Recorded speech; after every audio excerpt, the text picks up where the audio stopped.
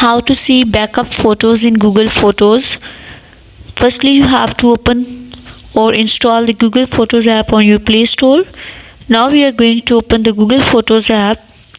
We are going to learn that how to see backup photos in Google Photos. This same method is being applied on Android as well as on iPhone. Before just make sure watch the complete video and follow each step carefully to avoid forgetting anything and making mistakes. You can see here at the bottom there is an option of library. Click on it.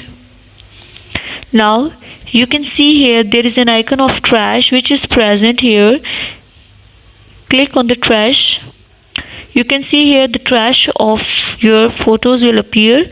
It means that you will see your backup photos in Google Photos here.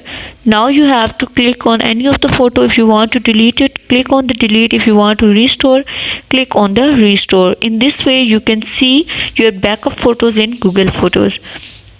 Thank you so much. That was all. Please consider showing your support by commenting, liking, sharing and subscribing to our channel for more valuable content in the future.